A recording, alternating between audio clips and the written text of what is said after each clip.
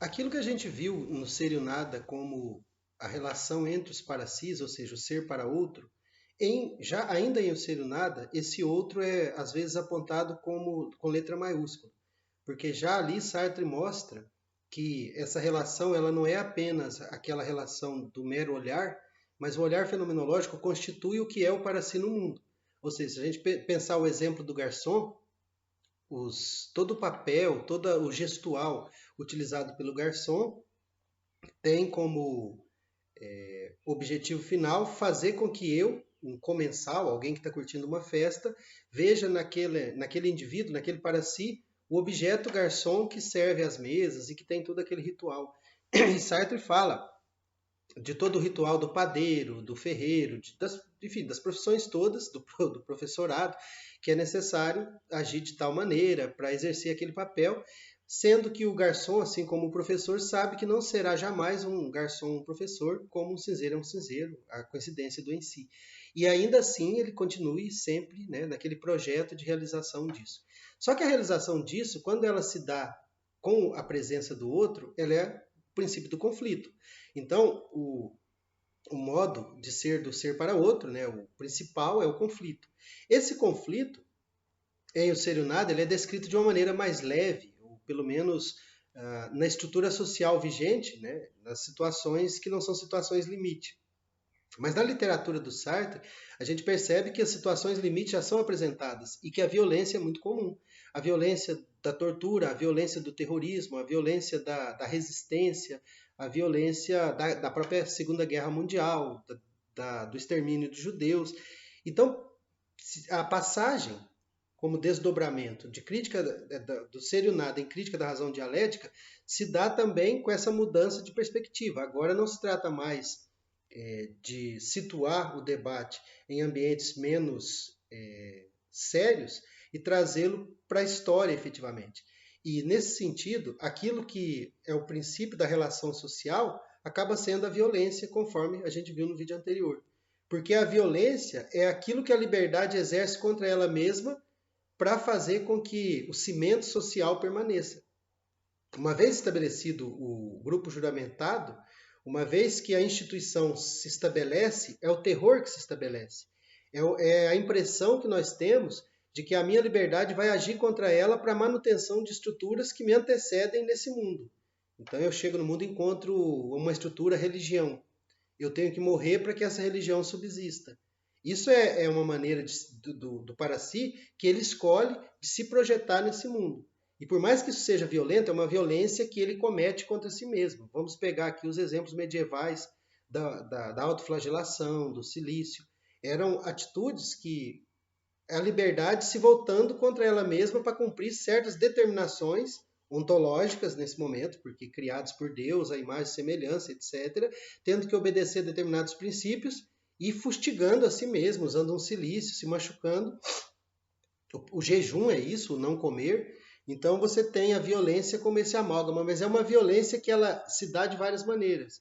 É uma violência que se dá do indivíduo para consigo mesmo e entre indivíduos.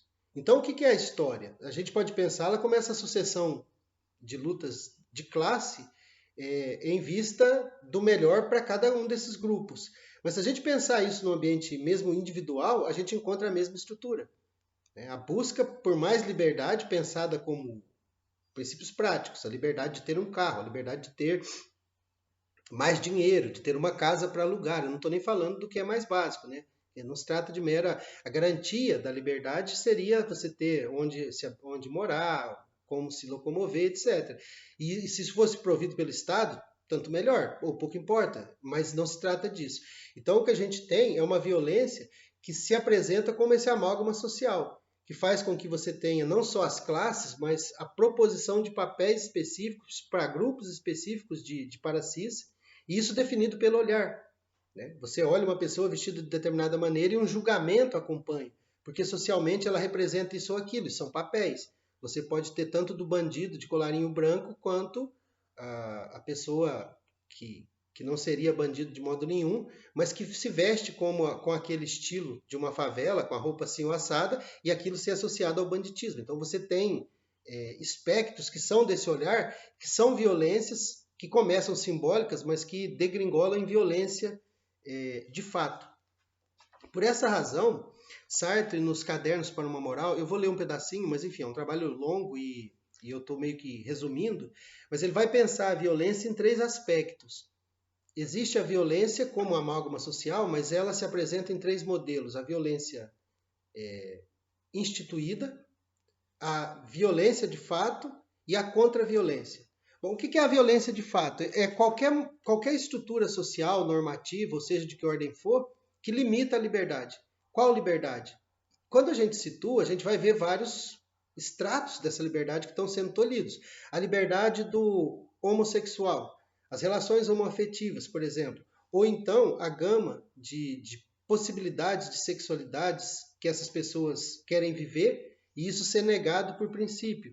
Enfim, a gente tem aí um ambiente enorme de violência que adequa essa liberdade a modelos pré-estabelecidos de homem e mulher. Esse é um exemplo. Mas isso se amplia. Se a gente pensar isso do ponto de vista da raça, né? Ou etnia, pouco importa o termo, mas se a gente pensar o ser humano a partir de seu genoma ou de sua constituição fisiológica, e dizer que o negro deve ser escravizado por essa ou aquela razão, tem razão bíblica, tem várias razões, e justificar isso socialmente, faz com que esse olhar não seja um mero olhar. Isso produziu milhares de pessoas que foram escravizadas, aprisionadas na África e trazidas ao Brasil para servirem como mão de obra, né, sem nenhuma remuneração, senão a alimentação que eles mesmos tinham que produzir. Então, esses absurdos dessa violência nascem desse conflito. Mas esse conflito depois daquela descrição ideal, ou seja, depois que uma sociedade se estabelece. Quando as liberdades não têm mais a possibilidade de meramente se reunir e serem, porque existe a liberdade do terceiro sempre como vigia, como aquela que faz um trabalho muito melhor do que o panopticon, né, que é um objeto que veria. Não, aqui o que quem vê são outras liberdades, quem faz essa tutoriação da liberdade faz com que ela só desabroche como menino e menina, por exemplo, é o olhar da mãe, a atitude do pai. Então nós temos essa violência que estrutura a sociedade. E nós temos a violência instituída. Por exemplo, no Peru, os espanhóis, depois que invadiram o Peru e dominaram lá o Império Inca, eles tinham uma prática de pegar jovens que tinham que trabalhar por 6 meses, por um determinado período nas minas, e depois eram substituídos pelo mesmo número de jovens. E as mães, algumas mães sabendo disso, tinham por prática torcer o pé dos seus filhos, de bebezinhos, para que eles ficassem aleijados e não fossem trabalhar na mina. Isso é uma violência terrível da mãe contra a criança. Mas, por outro lado, é violência instituída, porque ela faz isso em resposta a uma violência maior, que seria o filho trabalhar nas minas, em buracos muito profundos, com iluminação de fogo, ou seja, com pouco oxigênio, intoxicante, terrível, perigoso, morria-se muito, morre-se ainda em minas desse tipo, né? Minas de profundidade sem maquinário. E, enfim, essa violência instituída é a violência do homem que foi humilhado na rua pela polícia, etc., e em casa desconta em sua esposa, seus filhos. Então essa é uma violência à parte. Ela não é revolucionária, mas ela não é mero fruto dessa maldade normativa, porque a norma já traz essa violência previamente. Então, nesse sentido, Sartre trabalha a violência em 3 aspectos.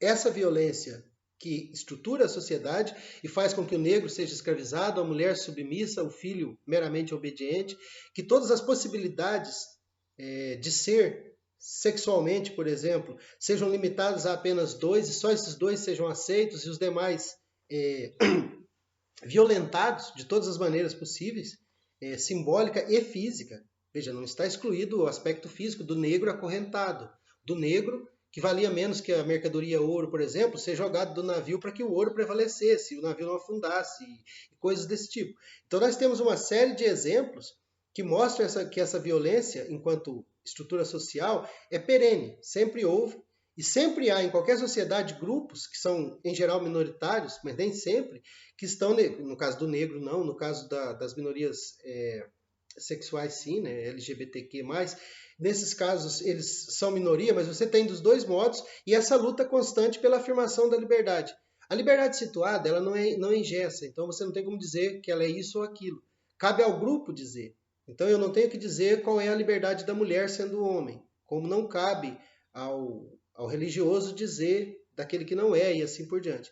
Então nós temos aqui essa noção da violência como estrutura social, nós temos a violência instituída, que é de outra ordem, que é um reflexo da violência mais ampla, e nós temos a contra-violência. Então Sartre justifica a violência como contra-violência, sobretudo revolucionária. Eu leio aqui na página 209 dos Cadernos para uma Moral. O universo da violência é a justificação da violência. A violência é uma metamorfose do universo de tal sorte que a violência se torna um direito. Enfim, última categoria de mentira, aquela que fazemos por uma causa,